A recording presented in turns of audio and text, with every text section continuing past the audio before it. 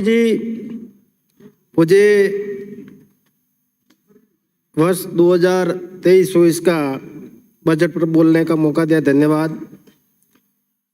इस सरकार का यह 5वां बजट है और इस बजट में लगभग 270 बिंदुओं पर केंद्रित किया है और जिसमें शिक्षा हो, उच्च शिक्षा हो, चिकित्सा हो, स्वास्थ्य हो, कृषि हो, बिजली हो, युवा हो, मजदूर हो, सबके लिए अलग अलग घोषणाएं की गई है। एक सबसे बड़ी संजीवनी योजना के बारे में बहुत बड़े होर्डिंग भी लगे हैं, प्रचार भी बहुत व्यापक तौर पर किया गया है, लेकिन मैं इस योजना का एक वानगी आपके पेश करना चाहता हूँ। हमारे यहाँ पर एक सोहनलाल ग्रासिया निवासी सालरिया पोस्ट मालवा का चौरा तहसील कोटड़ा का घर पे कोई काम करते हुए फिसल गया था और फिसलने से उसके हाथ पैर और सिर में चोट आई, हाथ पैर फ्रैक्चर हो गया। परिवार वालों ने उसको हॉस्पिटल पहुंचाया और हॉस्पिटल में पहुंचाने के बाद में उसका इलाज किया गया और इलाज करने के बाद में जब वो कंप्लीट हो गया, हॉस्पिटल से डिस्चार्ज करने के लिए प्राइवेट हॉस्पिटल था, मेवाड़ हॉस्पिटल, जो संजीवनी योजना में सम्मिलित है, और उस हॉस्पिटल में उस सोहनलाल को 3 लाख रुपए का बिल थमाया।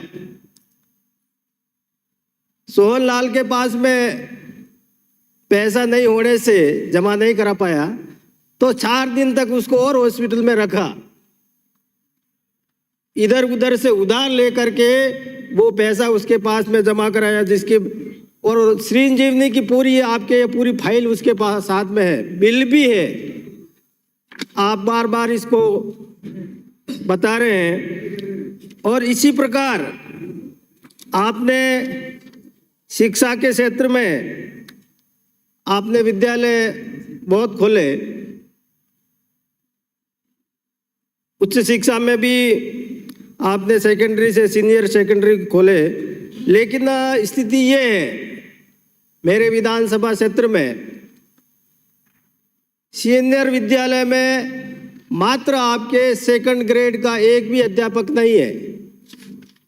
वहाँ के जो बालक बालिका हैं उनका भविष्य खराब हो रहा है। स्कूलों में क्रमोन्नत कर दिए, लेकिन उनके पुराने भवन बने हुए हैं, उनके लिए कोई व्यवस्था नहीं है बैठने की। इसी प्रकार जो बच्चे स्कूल में पढ़ रहे हैं उनमें किसी प्रकार की गुणवत्ता नहीं है। कक्षा 8 पढ़ने वाले बच्चे आज उनके खुद का नाम भी नहीं लिख पा रहे हैं, स्थिति ये है। इसी प्रकार आपके कुछ अध्यापक जो अच्छी पहुंच रखने वाले हैं, विद्यालयों से डेपुटेशन करा करके अन्य विद्यालय में शिफ्ट है। इसी प्रकार हमारे क्षेत्र टीएसपी क्षेत्र है और टीएसपी क्षेत्र होने से नॉन टीएसपी के कुछ अध्यापक हमारे वहाँ पर कार्यरत हैं और वो चाहते हैं कि मुझे हमारे को नॉन टीएसपी एरिया में हमारे को हमारे गांव की तरफ भेज दिया जाए और वहाँ पर यदि स्थान खाली होगा तो हमारे वहाँ के जो भी टीएसपी क्षेत्र के जो भी डिग्रीधारी हैं वो उसमें भर्ती हो सकते हैं। इसी प्रकार हमारे यहाँ पर राजकीय कॉलेज भाजपा सरकार में खोला था और उसमें आज की तारीख में लगभग 500 से अधिक बच्चे अध्ययनरत हैं। मैं सरकार से मांग करूँगा कि इस कॉलेज में हमारे विज्ञान एवं वाणिज्य संकायें खोल दिया जाए तो हमारे इन बालक बालिकाओं को पढ़ने की सुविधा होगी। इसी प्रकार इस कॉलेज में हमारे पास में पर्याप्त जमीन भी है और बच्चों के सर्वांगीण विकास के लिए खेल होना आवश्यक है। तो खेल मैदान के लिए भी मैं सरकार से मांग करूंगा कि यहाँ पर खेल मैदान के लिए कुछ राशि आवंटन करें और उसके साथ में इस कॉलेज में बाउंड्री की कुछ क्षतिग्रस्त है तो उसकी बाउंड्री भी बढ़ाई जाए। इसी प्रकार चिकित्सा के क्षेत्र में हमारे विधानसभा में सीएससी भी है और कुछ भवन रहित पीएससी भी है। तो मैं सरकार से निवेदन करूंगा कि कठार में हमारे जो पीएससी है उस पर भवन निर्माण की राशि स्वीकृत की जाए एवं हमारे जो पंचायत समिति मुख्यालय सायरा है जो पीएससी है उसको सीएससी में क्रमोन्नत की जाए। और इसी प्रकार जो आपके सीएससी हो या पीएससी वहाँ पर एक्सरा है या ईसीजी है या और भी जो उपकरण है उनको संचालन करने के लिए कोई स्टाफ नहीं है। सरकार से मैं मांग करूंगा कि उनके लिए भी व्यवस्था की जाए। इसी प्रकार कृषि के क्षेत्र में आपने गत बजट में किसान कल्याण कोष में कुछ राशि की घोषणा की थी लेकिन अभी तक उस घोषणा को जमीन तक नहीं पहुंची है। तो मैं सरकार से मांग करूंगा कि इसकी तरफ भी अपन को ध्यान देने की बात है। उसके अलावा कर्ज माफी आपके चुनाव में आपने घोषणा की थी और अंगुली पर गिनकर बताए थे 1 से 10 तक गिनती की थी। सरकार बनने के 10 दिन के बाद में हम 2 लाख रुपए तक का सारा कर्जा माफ करेंगे, पूर्ण कर्जा माफ करेंगे, लेकिन आज दिन तक किसी प्रकार का कोई कर्जा माफ नहीं किया है। उसके अलावा आपदा हमारे इस वर्ष भयंकर बारिश हुई थी और बारिश के कारण सारी फसल नष्ट हो गई अतिवृष्टि में। तो उसके लिए भी अभी तक किसी प्रकार की कोई जिन्सवारी वगैरह नहीं की है। तो सरकार से मैं मांग करूंगा कि इसके लिए भी अधिकारियों को भेज करके उसकी जिन्सवारी करके मुआवजा दिलाया जाए।